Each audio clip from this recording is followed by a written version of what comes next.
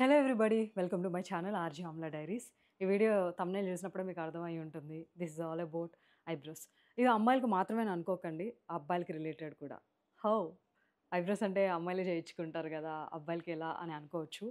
No, eyebrows అనేది అమ్మాయిలు చేయించుకుంటారు, అబ్బాయిలు చేయించుకుంటారు. అండ్ ఈ వీడియోలో పర్మనెంట్ ఐబ్రోస్ గురించి మాట్లాడబోతున్నాం.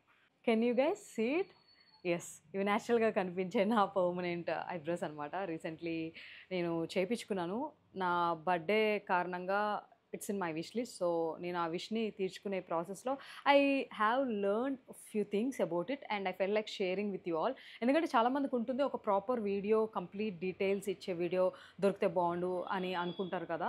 సో, అది జస్ట్ క్యాజువల్‌గా నేను చెప్తే, రీసెర్చ్ చేస్తే అయ్యేది కాదు. One need to experience. అప్పుడే ఇన్ఫర్మేషన్ అట్‌లీస్ట్ కొంతైనా హెల్ప్‌ఫుల్ అయ్యేలాగా చేయగలుగుతాం. With no more delay, let's get into the video. Permanent eyebrows. ఏంటి పర్మనెంట్ ఐబ్రోస్? పర్మనెంట్‌గా ఉంటాయా లైఫ్ లాంగ్ అంటే? నో.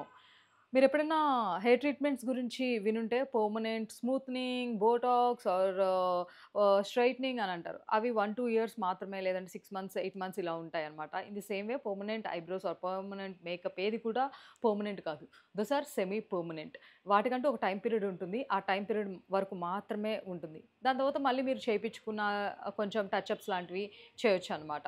సో, ఇప్పుడు నేను చేపించుకున్న ఈ పర్మనెంట్ ఐబ్రోస్ ఏదైతే మనం మైక్రో బ్లేడింగ్ అని అంటామో, సో ఇవి 1-3 ఇయర్స్ వరకు అయితే ఉంటుంది. అంటే మనం వెదర్ కండిషన్స్, మనం తీసుకునే కేరు, వాటన్నిటి మీద బేస్ అయి ఉంటదనమాట.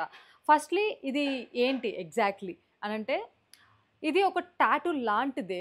కాకపోతే టాటూ మనకి లైఫ్ లాంగ్ ఉంటుంది. ఇది టైమ్‌తో పాటు ఫేడ్ అయిపోతూ ఉంటుంది. Top layer of the skin వేస్తారనమాట. ఒక ఆర్ట్ లాంటిది అనుకోండి. సో, ఇవి డిఫరెంట్ షేప్స్‌లో వేపించుకోవచ్చు. It's up to your choice. ఎవరి ఫేస్ కట్‌కి ఎలా సెట్ అవుతుంది, లేదంటే మీకేమైనా స్పెసిఫికేషన్ ఉంటే వాటిని విధంగా మీరు వేపించుకోవచ్చనమాట. ఇది ఒక 3 ఇయర్స్‌కి ఫేడ్ అయిపోద్ది. అంటే usual 1-3 years is the time period.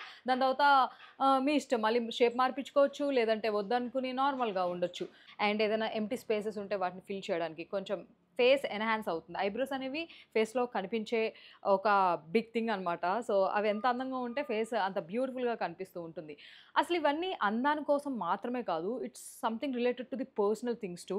కొంతమందికి బై బర్తే లైటర్ ఐబ్రోస్ ఉంటాయి అండ్ ప్రాపర్‌గా ఉండవు.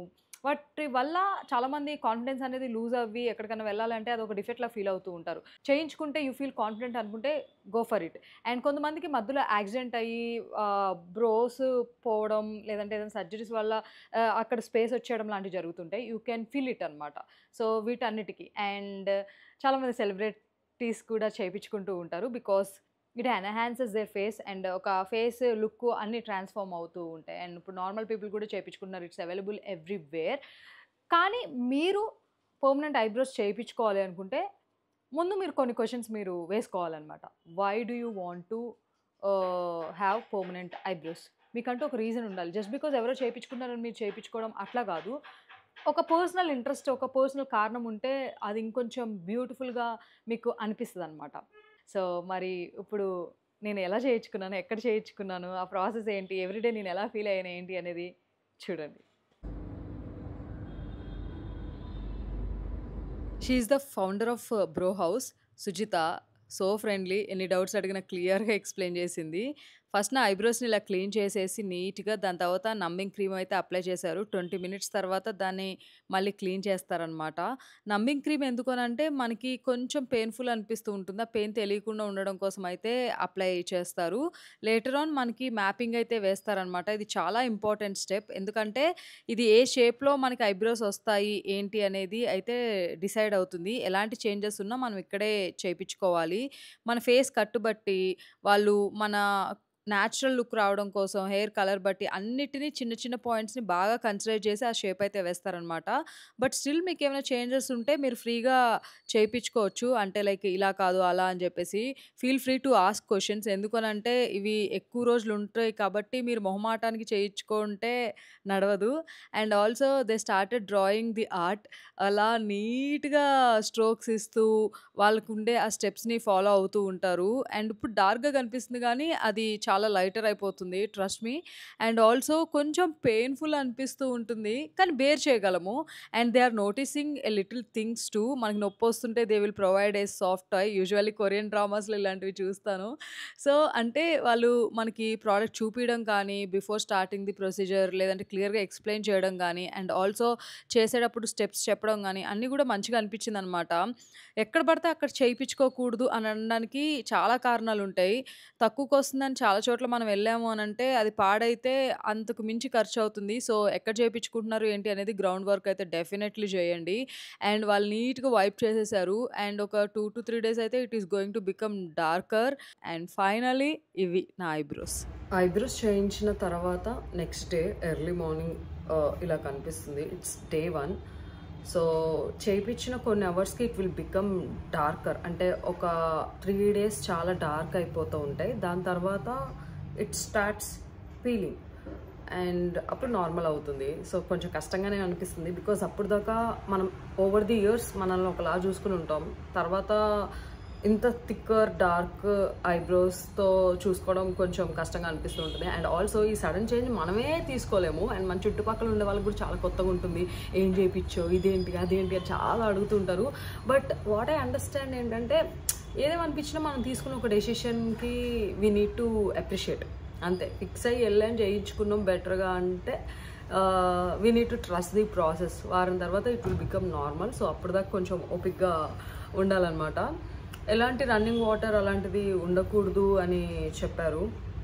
బట్ నాకేంటంటే, నాకు కూడా కొంచెం తీసుకోవడం కష్టంగానే ఉంది. Because I don't feel myself anymore. నవ్వుతున్నా కూడా చాలా చాలా డిఫరెంట్గా అనిపిస్తున్నా. I don't know. యూజువల్లీ నేను పెన్సిల్తో కూడా బ్రోస్ అనేది అస్సలు చేయను. చేసుకున్నా కూడా తుడిచేసుకుంటా. Because I don't feel I like it. కానీ అలాంటిది ఇప్పుడు సెమీ పర్మనెంట్ మేకప్ అనుకోండి ఆల్మోస్ట్. ఇంకా ఒక 1.5 year, 2 years, 3 years depends on my skin type. ఇది ఎన్ని రోజులు ఉంటుందో కూడా తెలీదు.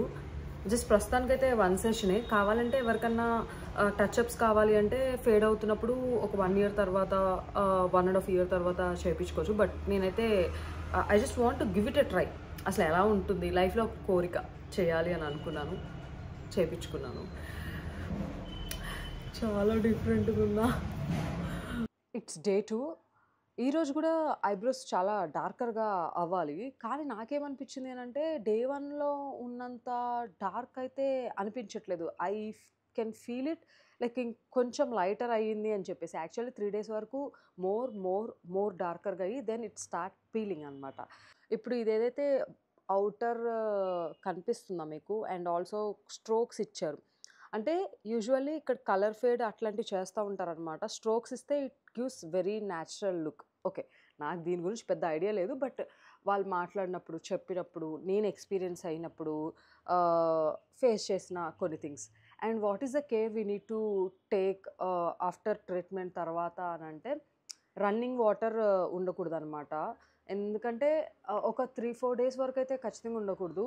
ఎందుకంటే ఇది కలర్ మన దానికి స్టిక్ అవ్వాలి. వాటర్ ట్రీట్మెంట్ తర్వాత అయితే మేబీ సగం దగ్గర ఉండి, సగం దగ్గర లేకుండా అవ్వచ్చు. మరి వాట్ అబౌట్ ది బాత్ అని అంటే, you can just take bath casually. And also water కూడా ఫేస్ కడుక్కోవచ్చు. ఎలా అంటే ఇట్లా స్ప్లాష్ చేసి ఇట్లా పోసుకునేటట్టు కాకుండా.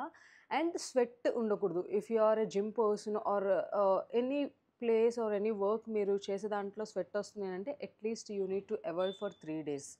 అండ్ వన్స్ ఇరిటేటింగ్గా కానీ ఫీల్ అవుతున్నట్టు ఉంటే దెన్ అప్పుడు వాళ్ళు ఒక ఆయింట్మెంట్ ఇస్తారు. You need to apply. అంటే డ్రై ప్యాచెస్ అలా ఫ్లేకీగా స్కిన్ లేకుండా చేస్తూ ఉంటుంది. స్కిన్ ఇరిటేట్ అవునా దాన్ని కూల్ చేస్తుంది అనమాట. నేను ఆల్రెడీ ముందే అప్లై చేసేసాను అవన్నీ రాకముందే. అంటే ఉంటుంది కదా, ఇంత డార్క్గా ఉన్నాయి ఏంటి, లైట్ చేసేద్దాం మనం అని. డే 1 ఉన్న ఫీలింగ్ డే 2 లేదనమాట. అంటే డే 1 నాకు ఒక లోపల ఒక రకమైన ఫీలింగ్ ఉంది. హానెస్ట్‌గా చెప్తున్నాను కదా. అంటే ఇది సూట్ అయిందా లేదా, చాలా వైడర్‌గా ఉన్నాయి, అసలు నాలా నేను లేనేంటి అని. అంటే ఏమో ఐ డోంట్ నో. ఎప్పుడూ ఒకసారి కూడా ఐబ్రోస్ చేయించుకోవడం పోవడం వల్ల, లేదంటే ఐబ్రోస్ నేను ఎప్పుడు కూడా మేకప్ వేసుకున్నప్పుడు కూడా చేసుకోను. బికాజ్ చేసుకున్నా ఒకసారి షూట్లో ఉన్నప్పుడు ఆర్ ఇంకొకసారి నేను క్యాజువల్గా. But I don't like it.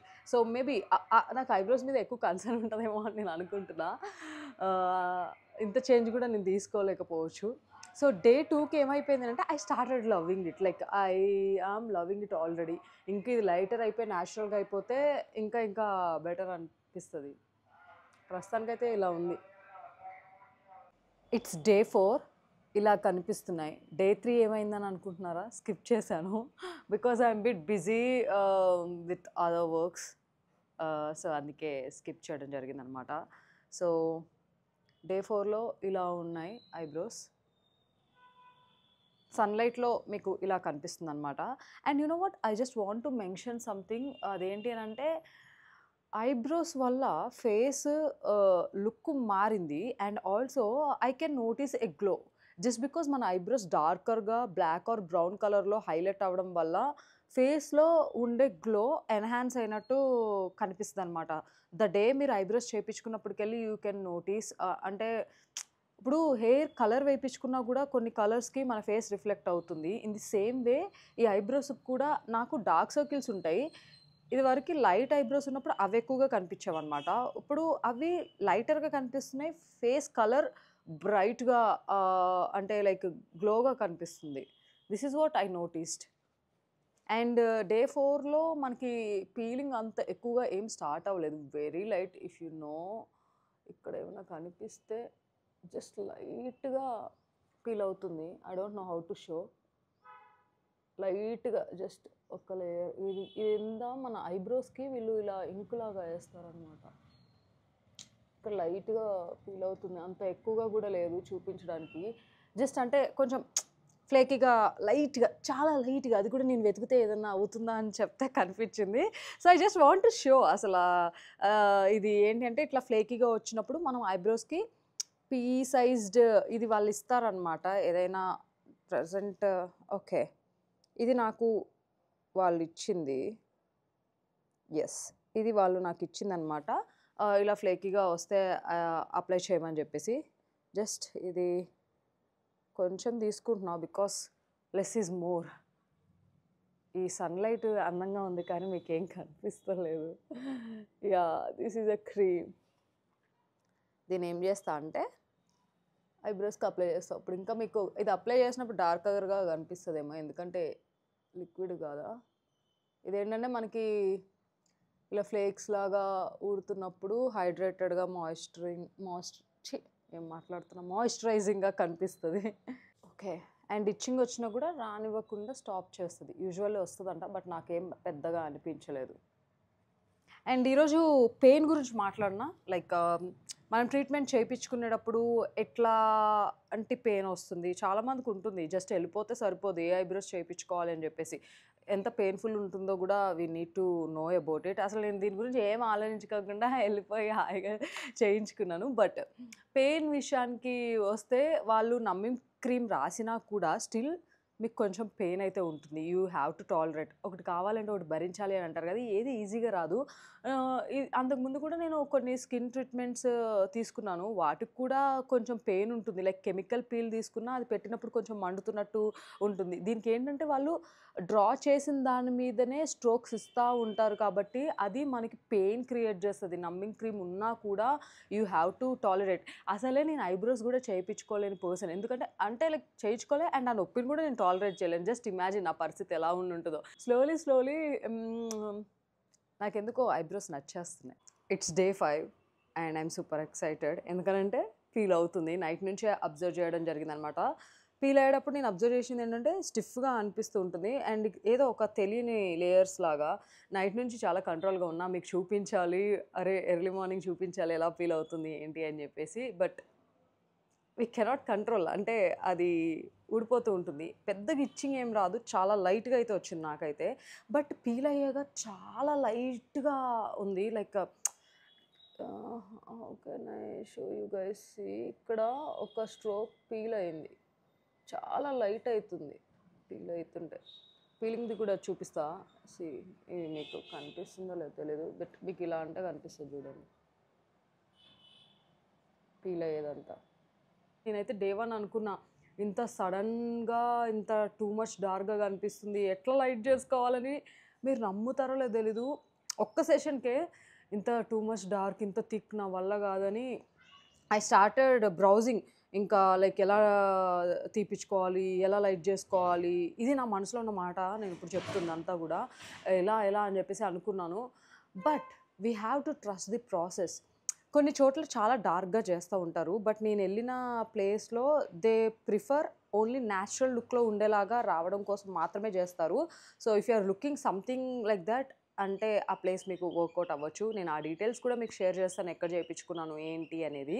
And also ఇంకా పీల్ అయిన తర్వాత it is too good. Like నా జుట్టు ఏ కలర్‌లో ఉందో ఆ కలర్‌లో అనిపిస్తుందనమాట. ఇంక ఇదంతా పీల్ అవుతుంది. అప్పుడు మీకు ఈ కలర్ అనిపిస్తుంది.